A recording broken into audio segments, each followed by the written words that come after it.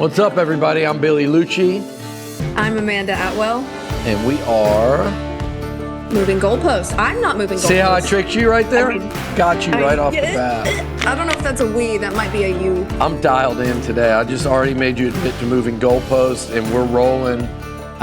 We've got our first guest locked in for next week, and then we're planning to go weekly with a guest from here on out and have some fun with that. We won't say who yet, and it'll be a mix, Amanda, of kind of around the SEC people. I think that'll be our sweet spot as people kind of cover the whole league to come in and give us their feedback on the Aggies, on the Longhorns, and on what's happening that particular week in the SEC. And then we'll mix in a little maroon and white, a little burnt orange in the form of guests, and I think have a lot of fun. So this is it. We have, I think we're off to a fun start. I think one side has had quite a bit of off-season ammo, which has generated quite a bit of discussion, and I think that's what happens. It's the bragging rights for the year. That's what it is. You earn the bragging rights for the year, and if you guys win, I fully expect the same stuff for the next year. That's how it goes. I keep telling people too, I'm like, listen, like if this side gets momentum, the girl on the other side of the Zoom here is she's going to like have a good attitude about it. She's not going to pack up and go home. Now, what we're really hoping happens this fall, I think I want one side to do well, you want the other. For the show, what better start than, and I'm not saying I'm rooting for Texas to go win that game, but like for the better of this rivalry at the end of the year, Texas winning at the Horseshoe in a few weeks, and then A&M a couple weeks later winning in front of Touchdown Jesus. No, imagine it'd be similar to what we had last year, honestly. Like, imagine if we started this podcast last year. Yeah.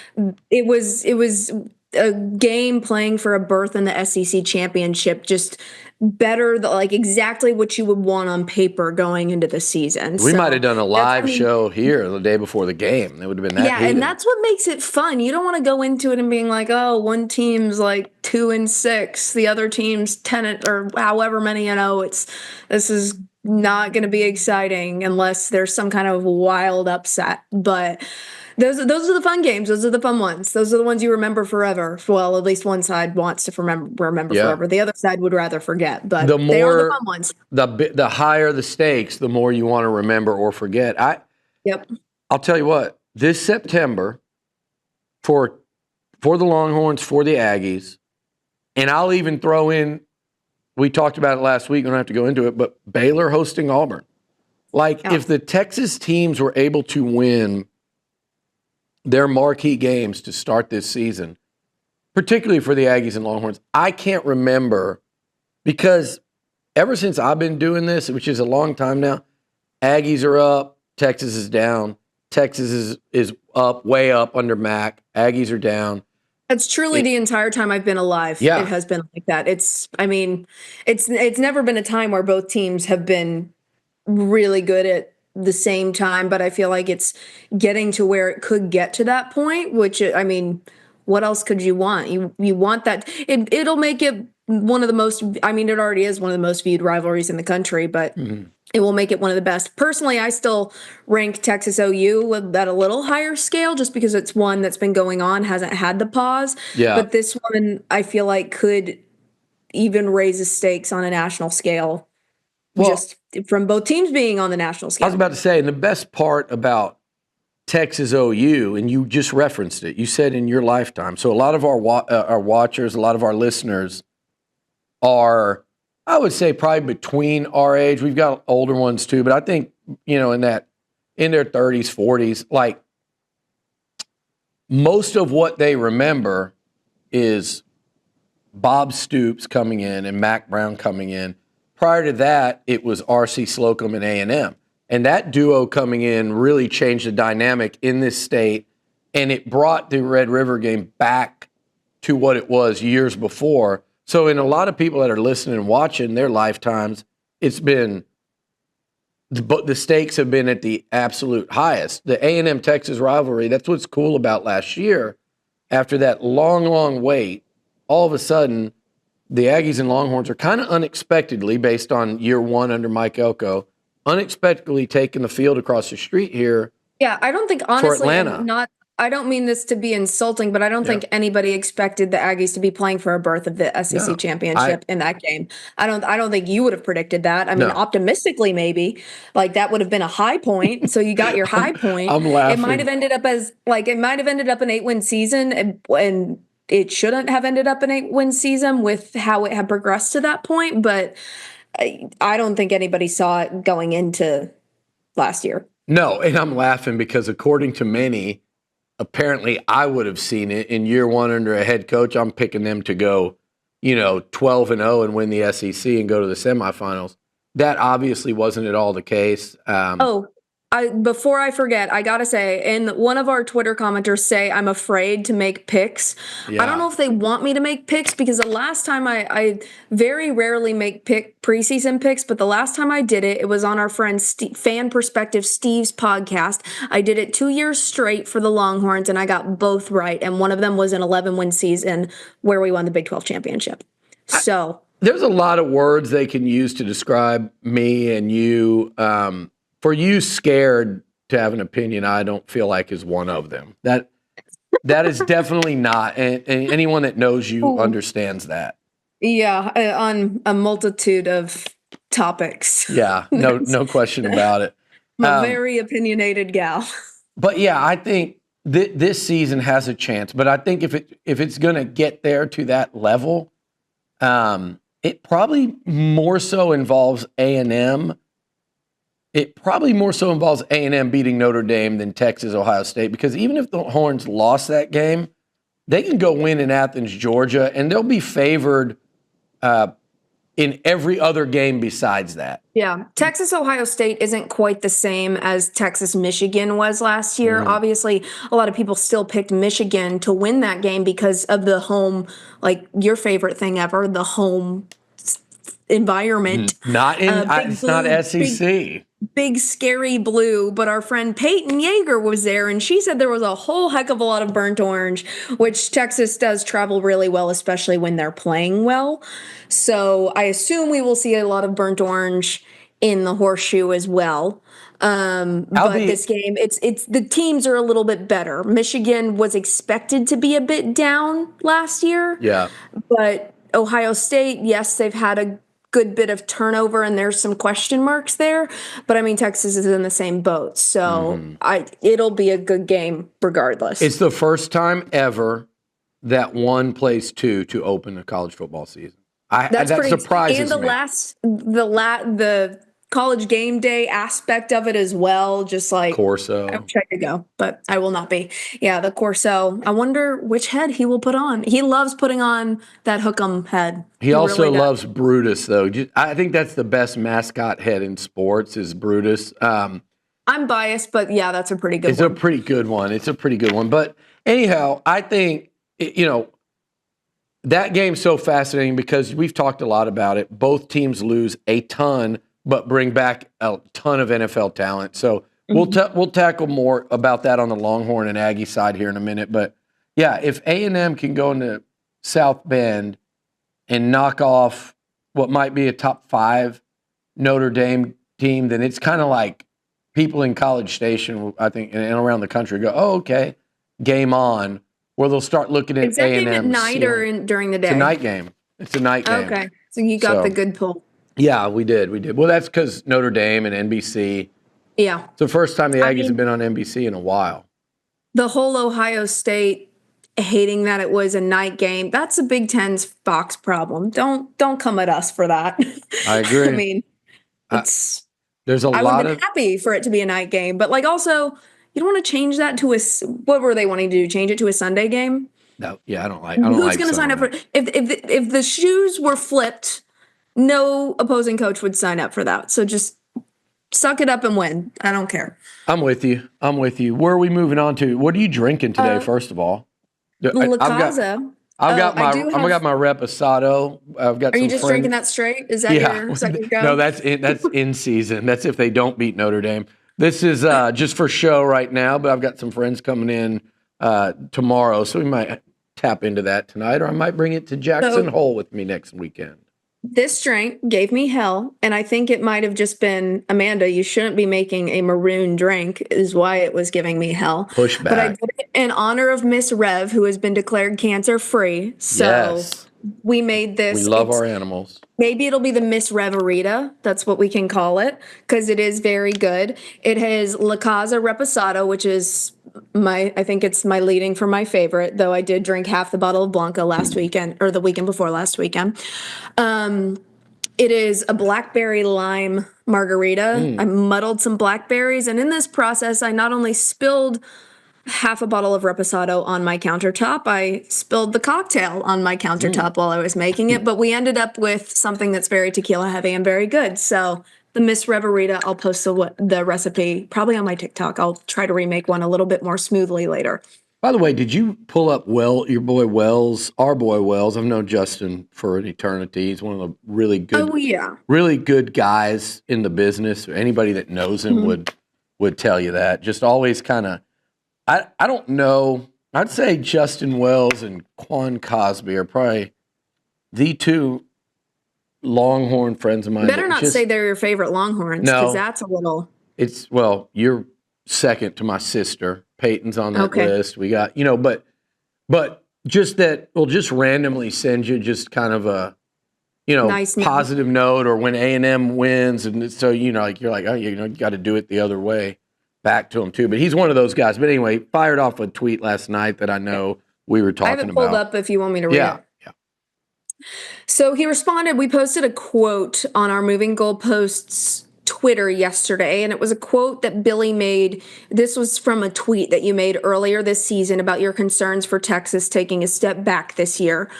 And there was some discourse in the responses. We'll leave it to that. Some people just thought this was an attack on A&M, this quote that we tweeted out of. I didn't think the text said anything about this. All the text said was, word on the street, Billy Liucci isn't as high on Texas as the preseason poll, which is number one. A lot of people are not as high on Texas as a preseason poll. It's to be expected. Yeah. Agree or disagree? Where in that is there something that's just like hating on you in particular? Not really. No. They're a little sensitive right now because I've been on the wrong side of this with you so far, but you and I talked about it the whole offseason. We knew that it was going to be an uphill battle for me till the games start. So, again. Yeah. 1 through 3, rankings-wise, I'm fine. 1 through 3, probably even 1 through 5, I'm fine with it for Texas at this point just because there's so many unknowns. McElroy had him at 4, and he had Ohio State at 8, which was really interesting. That's weird. So Justin's comment was, just remember Billy delivers the best A&M discourse on Tex, Ags, and Twitter, but this new podcast with Amanda Atwell showcases how truly great this rivalry is and always has been. It's a unique insight that could really grow with both programs playing well at the same time, in my opinion. So just very nice comment, kind of out of the blue, but very nice comment. And I think he nailed on the head exactly why we decided to start this. And I don't know if some of these listeners realize that this was my idea. Yes, it was. So, I had to be talked into it a little. And you didn't really have to. You kind of thought from the beginning, that's really cool. There's nothing like that out there. You just know that I'm never going to let you loose on anything. Yeah, exactly. Which is good. Like you said, it is to me, I think it's bringing, like, our conversations each week could be 2 friends, 2 coworkers, 2 family members. And like Justin said, it's unique. No one's doing it, but it's also has a chance to get really spicy and really fun if what we talked about earlier starts to shake out. And I do think a lot of the negative comments do come from people who just watch the really spicy, fun videos that we put on. That sounds strange now that I say it that way. Maybe cut that. I don't know. Or not, whichever. That might be the clip of the week right there. No, yeah, but they see the clip. I think a lot of people just watch the videos, the retweet or delete, and like one guy said he thought the retweet or he was like, an entire show shouldn't be based on tweets. It's like, well, you obviously haven't listened to it because we don't get to that until the last 5 minutes of the show. So, but I think a lot of it comes from that. So if you have criticisms, feel free to just actually listen. Yeah, And maybe they'll be rectified just by that. Well, and what it started with was me talking about, and this is transitioning into what we're talking about now. It started, you pulled that quote, and you came up with the idea. I think it's great. We pull some written quotes or tweets and pull them up and post them. Or even just from the show, of just something that was said on the show that we can put out there just to, because a lot of people, some people are visual, some people like to watch a video, some people like to read. So whatever we can get to pull you in. Yeah, and so it was about the rankings. And my comment is, again, I think what we do, and you've pointed this out to me a lot, and I think it's, I pointed out to the Tex Ags family quite a bit, where I even say to my guys and girls at work here, like, hey, we cover A&M, so we're holding them to under a different, magnifying glass than we are some of these other programs. So you worry about A&M at this position or that position, or if you're a Longhorn, you're like, where's our weakness here or there? You're hyper focused on A&M, so you're not necessarily. You saw the NFL draft and popped out that tweet. Yeah, and maybe we should have clarified that tweet was from February. Yeah. So your take is probably a little bit different now after hearing insight from someone who has a little bit more insight on the receivers, the different position groups and the incomings and just what's been being said in the Texas camp. Because yes, there are concerns in areas where Texas could be taking a step back. I just wouldn't pinpoint those two areas, especially skill positions with Texas. I mean, we saw it last year with running back. Running back was a massive concern going into the season, especially for a team who had been so reliant on a good run game for the last couple of years, with some really stellar running backs that are now in the NFL.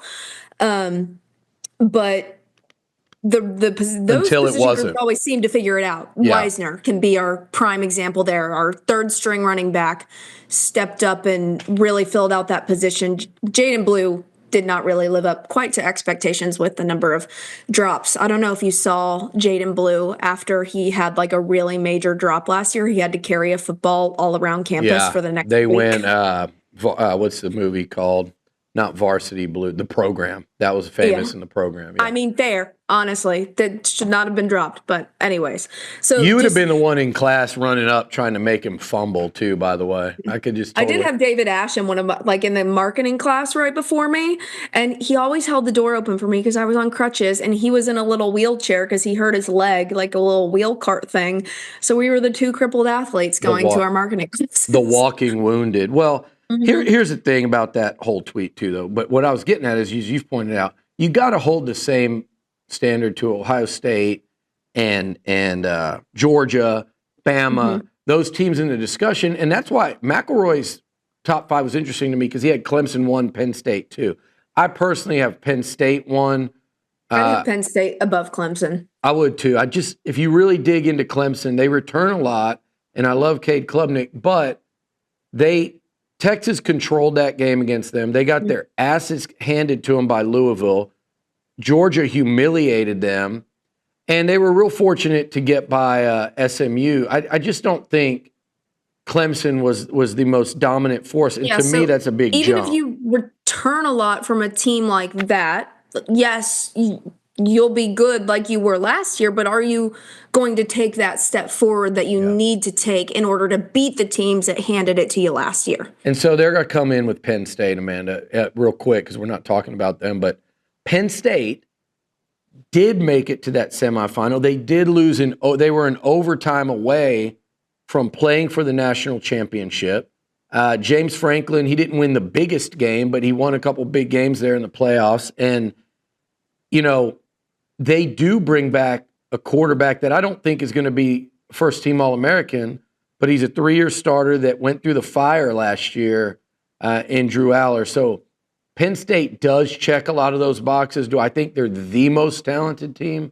No, but I do really like what they're bringing back combined with what they kind of learned last year.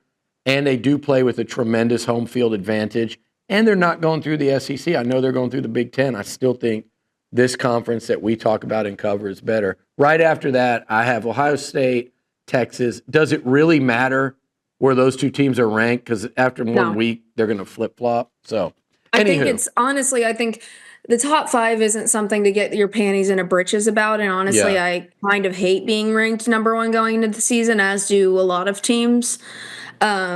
Just because there's that target's right there on your Yeah. back. But I mean, it is what it is. There's just so much uncertainty with all of the top teams this year that it's really just toss whatever in that top 5, and Yeah. there can be excuses made each and every way for it. So here's the thing that you've done a good job of hammering home in the last month. So yeah, do I think Texas might take a step back in some areas? And yes, would I call it a rebuilding season? No, it's a reload. But if it was Nick Saban, Alabama, Kirby Smart, Georgia at peak, and say Ohio State was loaded like they were last year, then yeah, Texas falls down. But when the other teams are in that same discussion, fine, it doesn't really matter. So what about where the Aggies are? They came in at 21. I know you had them higher. I'm putting that out there. I thought that was low. Where would you have had them? I know Josh Pate had them. He said they had no business being outside. I forget if he said the top 10 or top 11. I know you had them just outside of that. I had 10 through 15 I would have been happy with. And I think I posted that on Twitter, and a couple Aggies in the replies agreed with me that's where they thought would be fair as well. I think there's too much returning on the offensive line to put them any lower. There were a lot of really bright spots of things you saw last season and now you have Marcel Reed as the starter, the guy who held it through the end of the season last year, even if it got a little dark towards the end there. And you've had him developed with the offense. I think it's fair to put them in the top 10 to 15, despite some of the unknowns, some of the question marks on defense a little bit there. But 21's too low to me. What was OU? They were not ranked. It's the first time since 1999, which is Bob Stoops' first year, that they were not in the preseason coaches poll, which is... I don't hate that they weren't ranked because it's OU. Yeah. I probably would have ranked them myself. I think so, too. I don't think they make the jump that the folks in Norman think they will, but I do think that's going to be a noticeably better football team, if for no other reason than the quarterback position. And, oh, by the way, I think also a little bit of desperation. I think a lot of desperation. Right. And I think they're leaning heavily on we beat Alabama last year, so we can be whoever we want to be. But I mean, there were a lot of bad games. My thing with A&M, I'm with you in the 10 to 15. I'm actually in that 12 to 15 range. When I look at rankings and I try to see, well, where should an A&M be? And I know people say this. A lot of times the Aggies have been ranked in the top 10, and I've sat here at this desk and said, I think they should be in the 10 to 15 range, not number 8. I mean, you could have talked to me, I guess it was 10 years ago now. I feel a little old. And when Texas was ranked in the preseason poll every single year maybe not every, I kind of blacked out during that time period somewhat because it was just dark. And I was in college. It was supposed to be the best time ever. You're like, I kind of blacked out one time. Blacked out one way or another. Not Tom Herman blackout, but just a level. There are levels. But anyways, there were years where I'm just like, Texas does not deserve to be ranked. This was a 5-17 last year. This was a whatever the record was the previous year. There is nothing to say that this team deserves to be ranked except for obviously speculation, media wanting Texas to be ranked because obviously it's good for ratings. We saw the views of all the games that Texas was in that were marquee games last year. Whether you like it or not, it's good for media ratings. It is. And so they desperately want Texas to be very, very good. I will admit that. Yeah. But I'm not going to say it's deserved until it looks like it's deserved. So there are many times where I was just like, take them out, kick them out altogether. I don't think they deserve to be ranked. All right, real quick before we move on from the rank, I got 2 teams I have a problem with in here where they're at, like more that stand out more than others. Number 1 is Miami. Look, I do not buy Mario Cristobal. He had Cam freaking Ward last year, round 1, pick 1, Heisman finalist. They lost to Syracuse. They lost to Georgia Tech. They did, in fact, in my opinion, for those listening that watch these games, they lost to Cal, and they lost to Virginia Tech on that Hail Mary. They should have been 8-4. And I mean, by the way the games went, they legitimately were 8-4 with Cam Ward. And they lost. They beat Duke in a shootout. They beat Louisville in a shootout. They didn't play SMU. They didn't play Clemson. And he did all of that with Cam Ward. And now you're going to tell me that Mario Cristobal is going to roll in there with Carson freaking Beck and do it? I disagree. My other one, it kind of blows my brain that Carson Beck is playing football for Miami this year. It's just, I keep on forgetting that that's the case. I thought he was just gone, but I can't say I pay much attention to Miami football. I will admit that, but based on what you have said, I agree. Carson Beck, I think he gets a bad rap. I think he's a better quarterback than he gets credit for. I think he played really well down in Austin. But we also played really bad, so that helped. And he's no Cam Ward. And then my second one, real quickly, speaking of quarterbacks, is just Tennessee. Too much question at their quarterback position. I think they lost a lot. I think the Vols. What are they ranked at? They're at 18, and I think that's too high. I don't think they finish in the top 25. Yeah. All right, so moving on.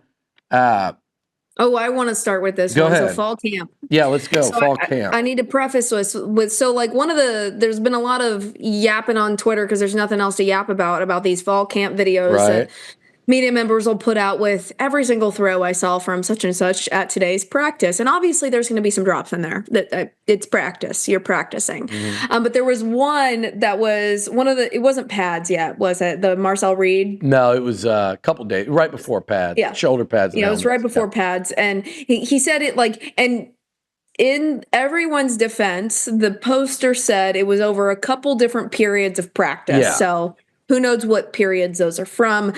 And there were just a couple throws that looked a bit lackadaisical, looked like they were just a bit off the mark. And I quote tweeted it and said, we'll need to hear what Billy Liucci thinks about this on the podcast. This was not an attack. No. And it feels like you took it as an attack. Like Marcel Reed sucks. He's terrible. Look at him missing these receivers. This was not an attack. I know it wasn't. It was me wanting to hear about what you think about all the people in the comments that were like, oh, throw away the season now. A&M. Look at this guy. It's unbelievable. It was not, because I know how preseason practice goes. I was an athlete. Sometimes you are not doing what you're supposed to be doing, and fortunately nobody wanted to videotape D3 soccer practices. Well, so you did that was not broadcast to the world when I was hungover at my 8 a.m. two-a-day practice. Sometimes when you're talking shit, even I have to laugh. And when you said something about, I don't care what speed I was going, I never purposefully tried to miss the goal in soccer. Like, I get it, but yeah. I would miss the goal, and I was just like, oh, yeah, I did not kick that correctly, but I wasn't trying to not kick it correctly. Exactly. No, I think so much to do about nothing good and bad, and that's why camp is so hard, especially for the media that covers it. And I think this is kind of across the board. I don't know how many schools. I think that's why they try to put it so vaguely. Like, I took as many videos as I could get of him throwing the ball at different points of practice. So do what you want with this. No, exactly. And that was Carter. He covers the team too. Does a good job. But it was literally. He did nothing wrong, to clarify. No, here's the thing that goes on. You have access to like periods 1 to 6 or 7. And for those that don't know, that's about maybe a half hour of a 2+ hour practice. So it quite literally is the guys kind of warming up. You're doing positions. I heard a coach the other day, and it's funny to me because I've seen all the Texas fans in the comments. I'm like, you guys clearly don't go watch every Longhorn practice either. Just like what it is I even heard a coach tell one of the guys, all right, not so fast, slow down here. And it wasn't that drill, but it was something where he was saying, slow down. We're trying to teach you technique here. Don't rush through it. It's getting it right rather than doing it fast. So work on your footwork, work on your hands. That's not what this was, but I'm talking about you saw some guys jogging until the ball was in the air, then speeding up. It wasn't they go from the time they kick everyone out, they go 7-on-7, inside run game, team, and that's the intense. That's what everybody really wants to see and what all these hype videos you'd love to watch out of practice are. But here's my take on it. everybody freaked out, and I'm like, we got to get the season here, and we got to get it here fast. Nobody else has anything to look at, so this is what they're looking at. So to me, here's my 1 second takeaway on Marcel Reed. I've talked to a million people on all levels of the program that would, and they do, trust me, I know who tells me when things don't look good versus the ones that it always looks great. And that's been, it's my career. It's what I do. I can weigh who are the trustworthy and who do I want to go here looks good, or who do I want to hear that thinks sometimes they think everything looks bad. You'd think A&M was going 2-10 every year. Marcel Reed. Some practices are good, some practices are bad. That too. Some drills are bad, and then you go, wake up, sports. Snap out of it. But Marcel has had a really good start to camp. He looks a lot better than he did to end last season and in spring ball. So what does that mean? We don't know yet. We don't know if that's a massive jump on the field or if it's a slightly better Marcel. But I think at a minimum, it's a slightly better. Here's my final statement on Marcel Reed. Rather than look at that clip from practice in the first 20 minutes of work on day 3, I'm going to go back to what I said about the end of last year, because I looked it up. If I told you there was a quarterback that led this team back from 21-0 on the road at Auburn and led a game-winning touchdown drive that the defense gave up in the final minute, and then in a bowl game led a game-winning touchdown drive against USC where he ran it in from 25 yards out with a minute left, and they gave up the lead again. So in two of his last 3 games, and the middle one, of course, was Texas, against a team that almost played for a national title, and which you have made me acknowledge is one of the best defenses in the country, and I know how wrong I was last summer. That's why Amanda. you didn't score an offensive touchdown against Texas. I am well aware. You threw the goal line stand in my face again this week, and that I have the screenshot saved if you want. That is not you being condescending. Your favorite. I'm going to buy you an Ethan Burke jersey. Gosh, hey, good player, horrific play, but yeah, no. But they played a great defense in game 2 in between where the whole offense struggled. But those 2 games around it, 2 of his last 3, he led game-winning touchdown drives. You want to hear his average numbers in those 2 games? 345 yards of offense, 7 touchdowns, 3 picks. One of those picks bounced off his receivers, went through his hands, bounced off his helmet. Quinn had a couple of those where it went through the arms or something like that. It literally did this one. Bam.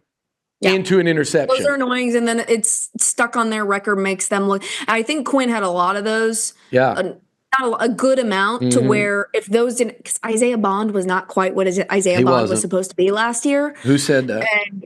And I mean, Matthew Golden, though, you were wrong about. I know. That's why I know, and you've hammered me on that. That's why I said. Isaiah Bond had a couple good plays. He wasn't like an awful receiver or anything. There were just some things where it's like you should be acting more like Isaiah Bond in that. Yeah, I think he had some issues outside of football that Golden didn't in terms of why is he not doing anything right now. Anyway, my whole point on A&M, though, you're making my whole point on A&M should have been Reed is not the problem. Should have been 8 touchdowns, 2 picks, 345 a game. You're right. Marcel Reed, I don't think has ever been the problem here. Yeah, it's because like I have said multiple times, the quarterback is as good as the team is around him. Yeah. And I think it's pretty clear that there's some places where the team around, there's some fixes that need to be made, some things that need to be addressed, because he does have what you need to be a very, very good SEC quarterback. Yeah, no, I think this too. I think it nails it when you say when you A&M. I'm going to give a quick. We're going to move on to the next. There was something Sark said that was interesting. Move on to the next. For those listening, the A&M fans, you can read all my stuff, so you're familiar with this.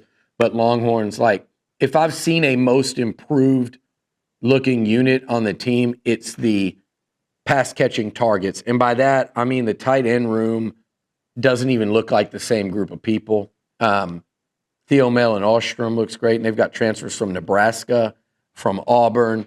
And then, you guys all know Amari Niblack. But he's really, to me, almost being used much more so as a receiver.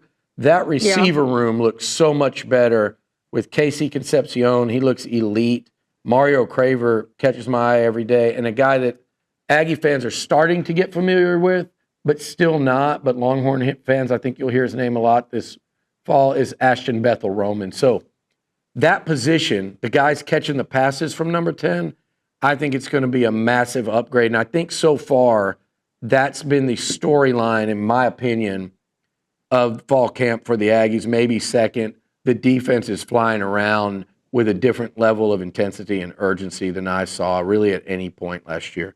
You had a couple things that Sark commented that got your attention. Yeah, so Sark commented after fall camp, I think this was earlier this week, about the offense needing to step it up to match the defense. Mm-hmm. And this got a lot of interaction on Twitter, as you would think it would. I think this might just be Stark's play to say, please don't rank us number 1. That's a curse. Right. Or just get people to not expect as much. Yeah. And obviously we know what the defense looks like. Mm. This defense, any offense is going to need to step up to play this defense. And I'm okay with that. I'm okay with the offense needing to step up to match the defense, because the defense will win you more games in the SEC than the offense will. Look at you sounding like a old veteran of the SEC. I agree 100% with you on that, by the way. I mean, Herman's defense was trash bag garbage. Big 12 defense is what it is. Somewhere it went away.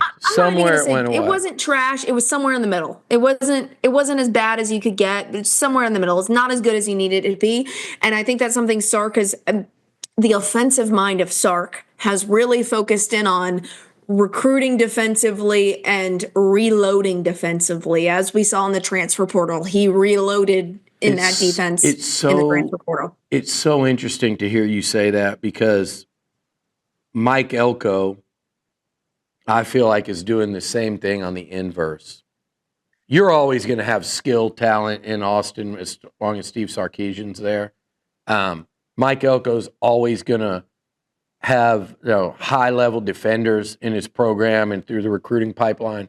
He's doing the same thing in reverse, where it's like you can really see Elko focusing on upgrading A&M at the skill spots and continuing to evolve that passing game, not just with what I just said, but in recruiting. And yeah, you're right. You're seeing it flip. Now, Sark's a couple years ahead in this thing.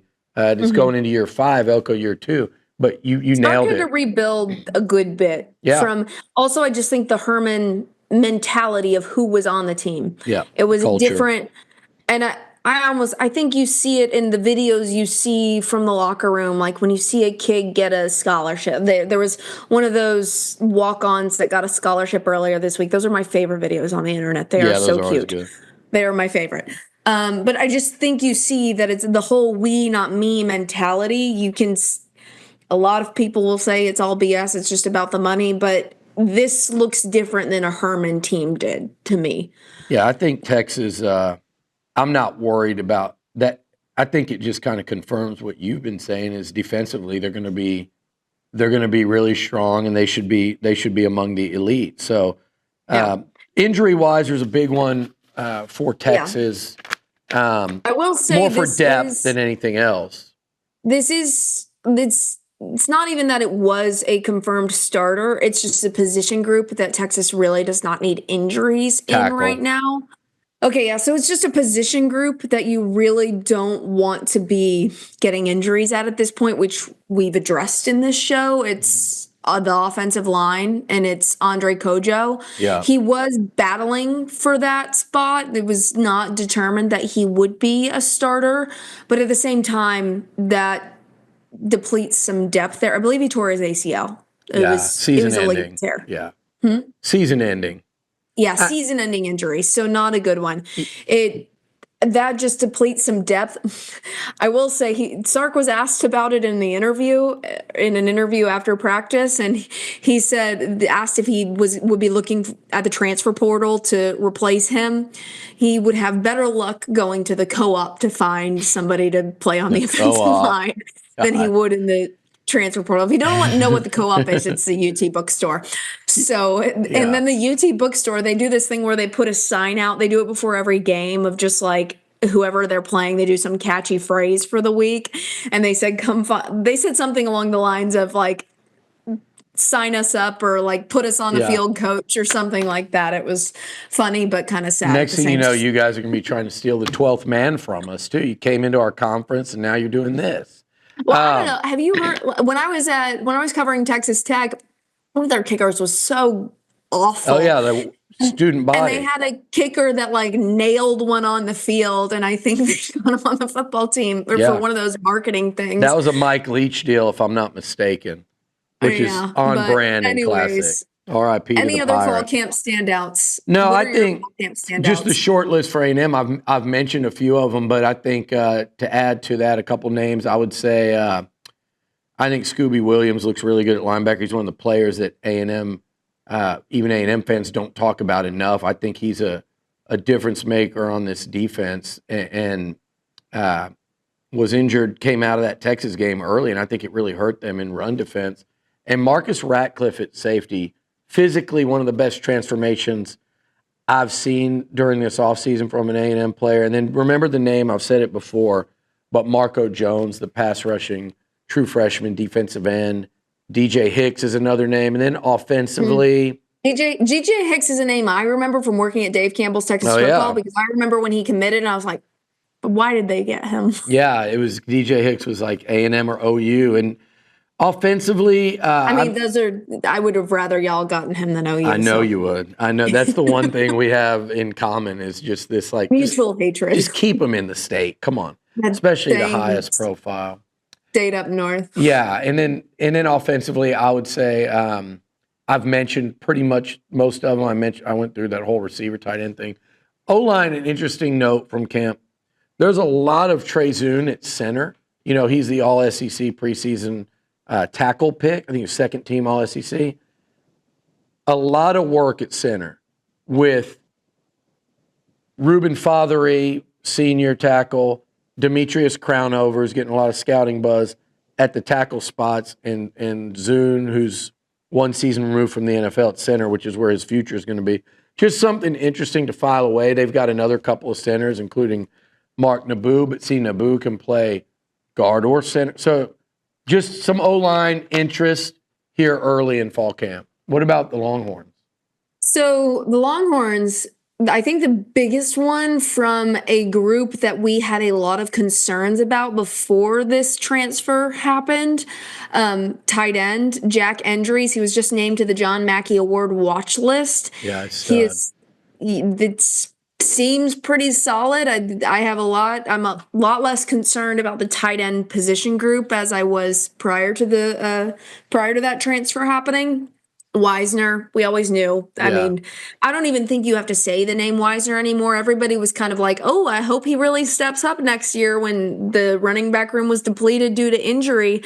But he's apparently been standing out in fall camp like anybody would expect and just really, really stepped up. I love his story of just having to step in there first season in the SEC. You are the third string running back. The guys that were supposed to be with you are down and you have to really step up, and he did last season in a really big way. Justice Terry, true freshman, Lance Monster. Jackson.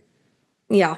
I mean, you pointed some of these out to me that you've heard about him as well. So if you're hearing about him over there, I'm assuming things are looking pretty solid. A couple 5-stars there on the D-line as freshmen. Another one, Jelani McDonald out there defensively. I mean, I would hate to be playing a team like Texas when it comes to the secondary, and you might just the risk of getting intercepted is very, very big there. So a lot. And then Parker Livingstone, wide receiver room. This is one you've talked about a lot. He was getting some buzz in spring camp. I feel like we haven't seen anything from Parker Livingstone yet, but there's a good bit of buzz about him. So we'll have to see where that goes. Big physical outside target there. I remember him from high school. And Jelani McDonald, I think, I'm not positive, I think that's one of your players you picked before camp as kind of one of your potential breakout guys this year. Moving on, let's real quickly rip through rip through the Netflix show. Did you watch the whole did you watch it all? No. Or did you? I mean, I don't blame you if you didn't, honestly. If I was an A&M fan and I watched this, I'd be like, did you miss the first however many games of the season? Can I tell you what? Did you just decide to not film those? No, you're right.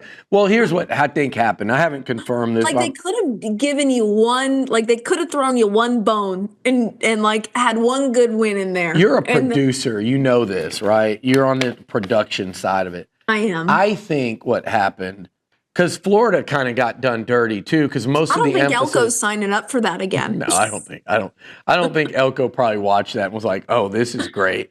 But he probably heard some feedback and was like, "All right, well, giving you a certain finger, Netflix. We're not doing that again." I would be very surprised if Elko came away going, "Oh yeah, this is something I enjoy." Great exposure. But they kind of did the same to Florida because Florida was so much better in the second half, and I heard their focus was on the first half. I think as a producer on that side of it that you are, I think it's pretty clear. They had a big focus on Lagway and the quarterback situation. And I think what happened, Amanda, I think they were in Florida early in the season when all that was going on, when they were struggling. They just had to do what they had with what they had. I think they couldn't have a crew at every single game, every single weekend throughout the entire season because, I mean, Netflix has a big budget. I've seen their job postings on LinkedIn, but I don't think they have that big of a budget to have these shows don't have, and I know this from experience. I'm not trying to sound like a net, but I was on that Netflix deal with Johnny and got to know that group of directors and kind of talked to them throughout it and have stayed in touch with them about certain other things. And they don't have these massive budgets. So like they were asking me at one point, I remember they called me and were like, "Hey, are you in town for the Super Bowl?" The Super Bowl was in Arizona. And I said, "No, what's up?" And they were like, "Well, we thought about if you were down here having you come on and record a little more." Like they said, "You're going to be, I worry about stupid asses." I'm just going to say, they were like, "You're going to be kind of prominent in this thing as a bit of a storyteller. We'd like to get you down and get some more stuff." And I said, "Well, I'm not there." They said, "Well, man, they would have loved to come to College Station, but they were basically like, can you fly out to California to record some more?" Because they were over budget already. So anyway, I think they were here in College Station, unfortunately, in November. And that's what their footage was, and that's what worked out. They wanted to be in College Station for the Texas A&M game, which I understand. Yeah. And that just so happened to be the dark turn of Texas A&M season. And they just so happened to be at the other colleges that Texas A&M was playing, where there were some games that you would probably not like to relive. The three losses. A cinematic. Yeah.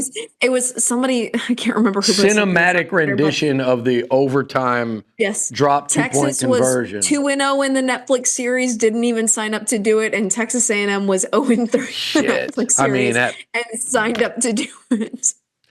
You know what? You think you're funny, and this is the thing. I'm hysterical. Thank you. Yeah, and you know who else? Here's people that don't understand. This is what happens to me on a random weekday. This one isn't your fault, though. No. Thank you. It's just the irony is funny. And I get a text, and when I see the two names on there, when it's you and Peyton, I know that it's going to be shade thrown at me. Especially when it's both of us. Yeah. It's 190%. I know it's coming. And Peyton says, "Hey, Billy, did you watch the Netflix?" And as soon as I saw that, I haven't watched it. That one line, I just said, "No, I didn't." And guess what? Whatever you say from now on, I'm not going to watch it. And she's like, "Oh, I really think you should." You didn't watch any of the episodes? No, I haven't yet. I will, but I haven't yet. No. I'm going to watch it. You have to watch the one that's focused on the A&M Texas game, even as hard as that one is, because it is mostly like it is focused on A&M. Yeah. She emphasized episode 6. Yes.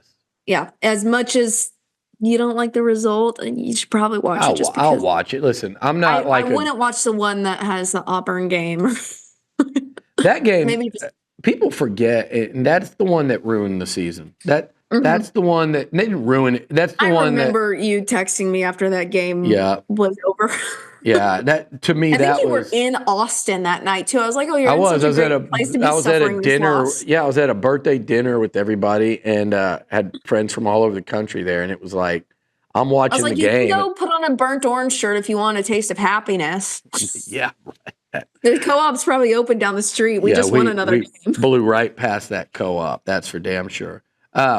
Interesting fact about me in the SEC: have been to every stadium A&M's ever played in except Auburn, which is very strange because they've been there every other year. There's just always been something like that birthday thing. It's always been something that's kept me from being able to go there. One year, I think Coach Sumlin actually was like, I don't know if you can come because every time I had missed, A&M had won at Auburn. I said, you know Now what? maybe you need to go. Yeah, no, for sure. We'll be going there. And A&M, by the way, we talked Notre Dame. That Auburn game is huge for the Aggies at Kyle Field, and we'll move right into that, actually. Yeah, we're running tight on time, so we Go probably ahead. got to cruise through this. Move right on into, and I do want to watch it, but we just talked about it. That ties in, that Auburn game, to our final topic before we go into the fun stuff here. We'll move into our next topic here pretty quickly, though. We got to wrap this thing up. So I'm going to put you on a timer, Billy. Okay. So we were talking about something this week about toss-up games in the SEC. Yes. And Billy seemed to have a different opinion than me, shocker, of what is a toss-up and what should not be a toss-up for a team. Because I personally don't think a team that you think should be a contender should have 7 toss-ups on their schedule.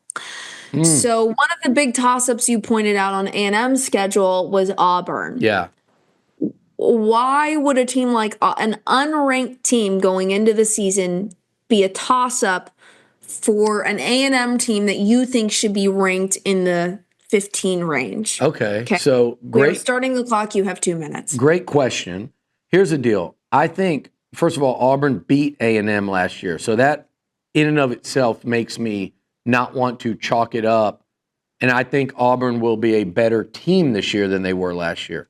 Desperate team. All the more reason. So, yeah, I do have like 7 toss-up games on the A&M schedule, which is wild. And your point is, how can they be a contender? And my answer to you, Amanda, will be because they're in the SEC.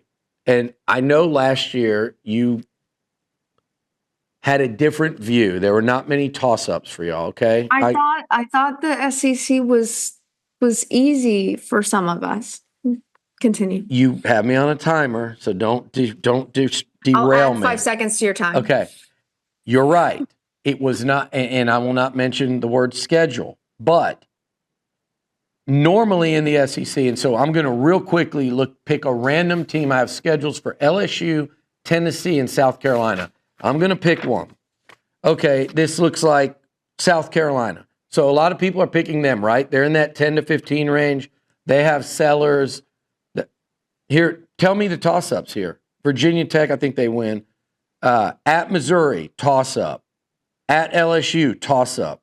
Oklahoma, probably a toss-up. Alabama, toss-up. At Ole Miss, probably a toss-up. At A&M, toss-up. And then Clemson, probably a toss-up.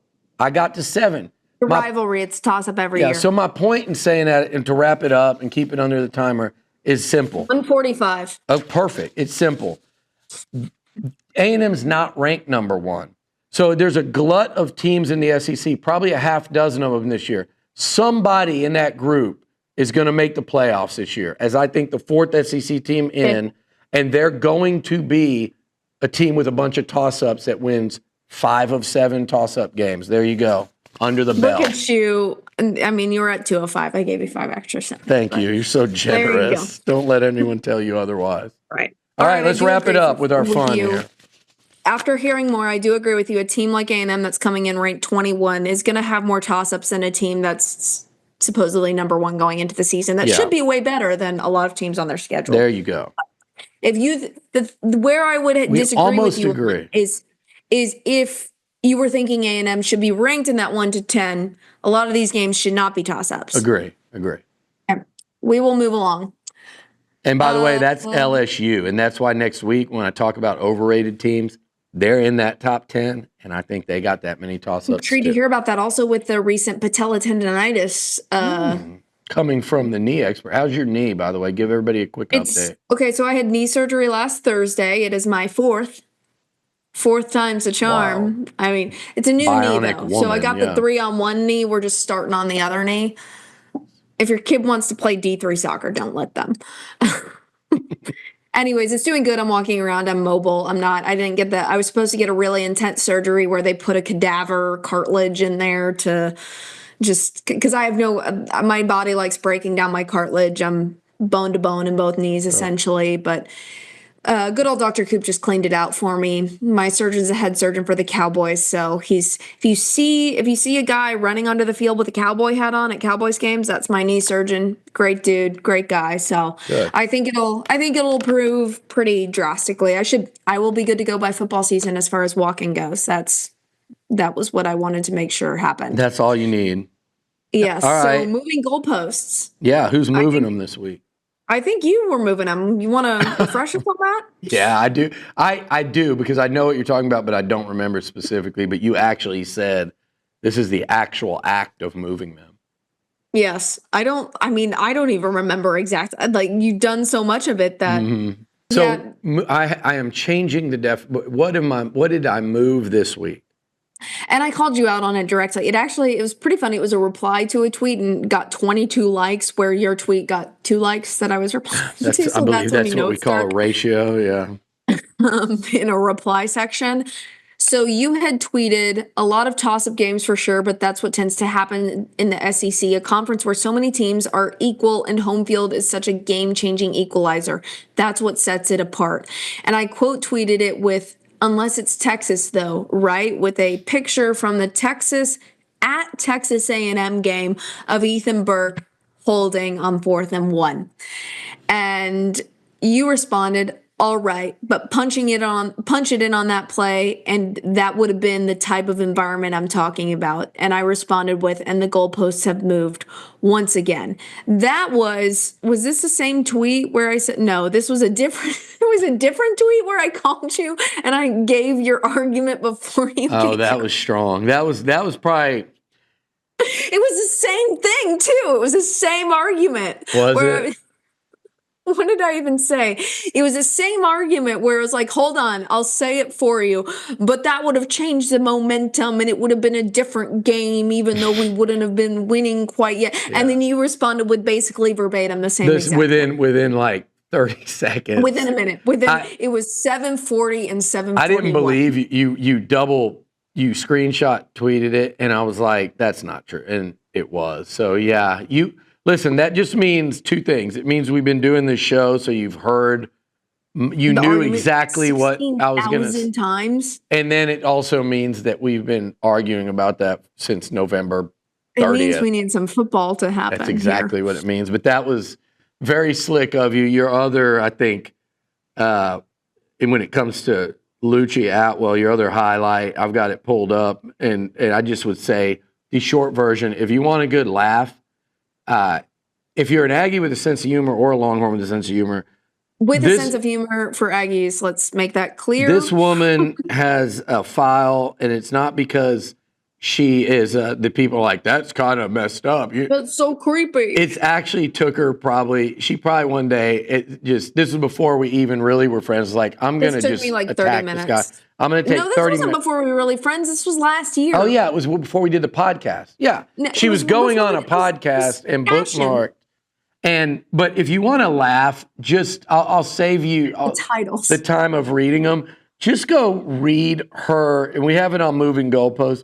Go read the titles of her stuff, all the files, and it just reads like if you said, I'll give you one guess. Yeah, go ahead. One guess who said this, and everyone on 2 fan bases would go, that's definitely Liucci. Okay. It's pretty funny, some of the titles. The title of they're in a file on my computer. They're a bunch of screenshots. We're just going to start from the top, and they are alphabetical. In quotes, SEC Gauntlet. In quotes, stuck with Sark syndrome. One of my better 5-loss program expecting to win the Big 12, which happened. Bragging about Schloss, talking shit on Sark. definition of, quotes, poverty, entire thread of Sark shit talk, expecting to beat Bama was delusional, hating Texas fans. Wow. Jimbo has done more than Sark. Mullen is better than Sark. OU That's underrated. A personal favorite. Preseason rankings, Sark and Hope. Sark being that guy. Sark reaching year 5. Sark versus Jimbo. Sark versus Jimbo 2. Sark versus Jimbo 3. Sark winning 9 games. I'll stop there. Anyway, there's a lot more. All you have to do is search Billy Liucci Sark on Twitter. It's pretty awesome. And I was so trending to be right on so many of those, and then it was like, boom. No, nice. I thought that was that and that side to side. Those were probably 2 of your shit talking highlights of the week. I mean, if you're a weirdo, if you're annoying, then you're gonna say, "Oh, you're so weird." If you're fun, you'll be like, "This is really funny." So be fun, don't be weird. I think what somebody said. I don't know if it was Casey Smith or Rutledge. It was Casey. One of them, and we were talking, and one of them said, like I forget. It was like that's the difference between a woman and a man. Like the level, there are levels. Yeah, there are levels to this. Think how Grant feels sometimes. Oh God, I don't want to. If he says something 6 months ago in a random I remember. Yeah, you don't even need a file folder for that one. The South remembers. Another one of my viral tweets this week. The South remembers. All right, and so you may add to that as we go. I know you got retweet or delete our segment, your favorite segment. I can't wait. I cannot wait to be on the other side of this. Please, like A&M. Have you even found any tweets of mine that you want to disprove? Not yet, but I haven't. I'll be honest. I'm just waiting because you don't have to make a bold. Go read them. Go. We got things to do. We're recording on a Friday night. It's my mother's birthday. I have to get to. Yeah, we're very busy people. Mom, I'm sorry. I had to. Do some last minute clowning. Yeah. Let's go. Come on. All right. So starting off strong, we're turning back the tables to December 26, 2021. Stuck with Sark syndrome is a real thing. The Kansas loss permanently lowered the bar for this fan base. Now the wins they celebrate are Riley leaving OU and the Ags bowing out of a bowl. Interesting. That's moral victories. And I would challenge anyone to tell me that wears burnt orange, that me tweeting that at that date, you didn't agree with me. This is called freezing cold takes, retweet or delete. And I get it, but on August. So yeah, 8th, it was dead ass 2025. So would you delete that today or would you? Yeah, I would delete it. It was dead ass wrong. But I'm just saying, in my defense, I think a lot of people in your fan base would have said, yeah, dude, I was feeling the same way that day. I don't think Kansas ever lowered the bar for me, though. The expectation was much higher than losing to Kansas. Kansas was. But were you sitting there screaming to fire Sark? But were you sitting there going, yeah, this deal's going to work out? Or were you going, I hope this gets better? I was going, it's year 1. Let him cook for a minute.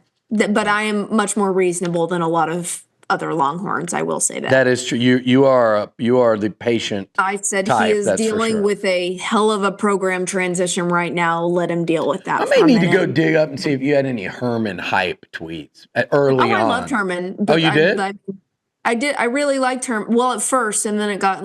See, it just doesn't hit well. I understood why he was fired. At the time, I thought it was premature. I will say that because I didn't think somebody else was lined up appropriately. I thought the Strong firing needed to happen yesterday. Okay. But even though I love Strong as a person, think great dude. Daughter was in my sorority. Love him to death. Just was not a fit at the job. But Herman, I thought was premature. But I think my tweet after they hired Sarkisian was optimistic, but not overly excited, thinking we're going to win a national championship tomorrow. That's fair. That was my take. What do you got? I know you got one to close out, I'm sure. There's no way you have 3 one. more, so I got to cruise through these. Ready? 3. All right, so this is a response to another tweet. Did you say 3 more? Yeah. Oh, you're having some fun. Go ahead. All right. So the first tweet was on May 5th, 2021.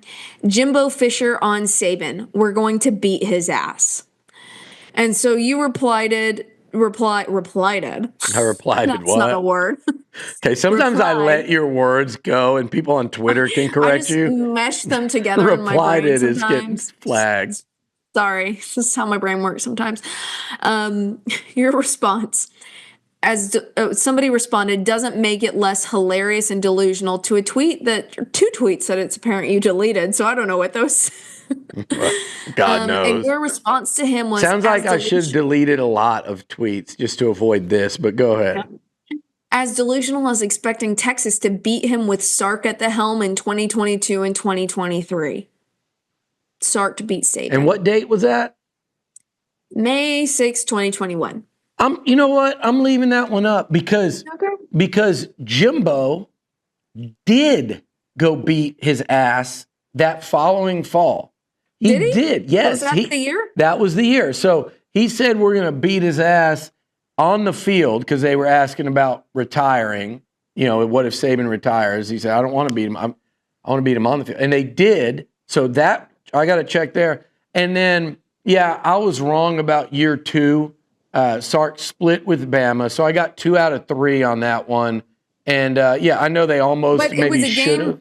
the one that we lost. Probably should have won was it. a game that nobody thought Texas should even compete at. And probably should have won. It was an incredible game. That was the Bryce Young sack game, not the sack, not sack. Yeah, and I'm pretty sure Quinn Ewers got hurt that game too. He did. Okay, we'll move on to the next one real quick. So we were talking about preseason rankings. So we're going to go into your preseason rankings from last year, from August 5th. You better have a strong ending here because the first 2 have been like not my worst. Well, I didn't want to really late. I got some other stuff in the tank. Okay. Discuss later. Okay, your preseason rankings last year. Michigan 14, Miami 25. This is how you were changing your rankings. Okay, So Michigan 14, Miami 25, Clemson 9, Mizzou 7, OU 11, Texas 8, A&M 13. Went back and made some changes. Pisses me off because one of the biggest fallers there was A&M. I don't think I was wrong about Miami. I think OU beat you. OU was the worst one, yeah. OU was terrible. OU was by far your worst. In Michigan, I feel like it kind of clowned everybody. So Michigan not bad. Really the 2 worst were OU and Texas, actually. I had Mizzou a little high at 7, but they did go 10-3. Yeah, Mizzou was Texas at 8, and that also, by the way, if we go back and dig those up, that definitely set you off. And you were right. They finished, I think, number 4. I'm going to put that quote on a T-shirt. You were right, Billy Liucci. I mean, we'll sell it as podcast. We're going to change the name of this podcast to that unless you were right. I need some wins. I need some you were rights, like the maroon version that you have to wear. But do you have one more? We'll see. I have one more, and this one's my kicker. Okay, good. So, I expect like a little more. I mean, I picked Texas 8. They finished 4. And if they would have lost to Arizona State, which was a 4th and 14, I would have actually probably been almost exactly right. I'm moving the goalpost. That would have been the best day of your life, huh? Right. Okay. Anyways, so moving on. So this is from June 30th of 2024. Okay. So you're talking about A&M's success in the past couple years in this tweet. 3 College World Series berths, 1 final, 2 top 5s in football, a Heisman, and 2 Sweet 16s. Far from irrelevant. Person you were tweeting responded, and no national championship in football since 1939. By your standards, is far superior. And you responded, if Texas has won in any one of those sports since A&M has joined the SEC, I'll quit Twitter. Does that still stand? No. No. I mean, wait, read that again. I said what? Because I think I said, if Texas wins a national championship in any one of the major men's 3 sports, are you going to quit Twitter? Before A&M. Is that what I said? Or did yes, if Texas has won in any of those sports since A&M has joined the SEC, I'll quit Twitter. I think I won this week, Amanda. I think I've won the retweeter. Finally.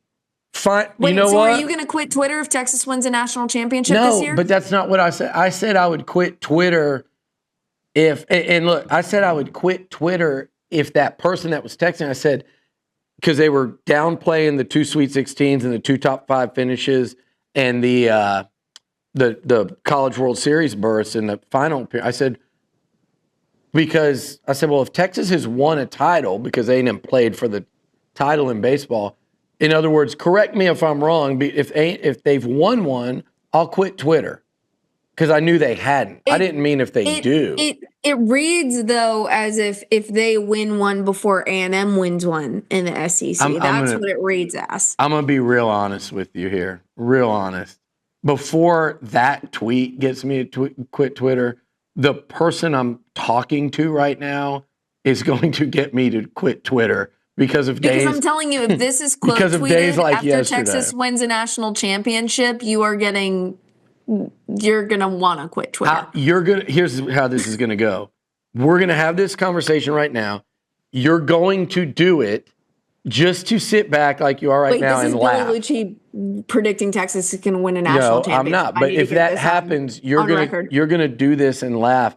And I think the sports gods are going to say, you know what? We're not going to let her have this laugh. So therefore, you're not going to win. Sports gods have loved me the past couple of years. I think they're making up for my terrible college years. Exactly. So if that's the case, then this little 1939 group has a lot of good coming their way. So get ready for it if they're paying back. 1939, we're going that far back. I'm saying if they're paying back for rough stretches.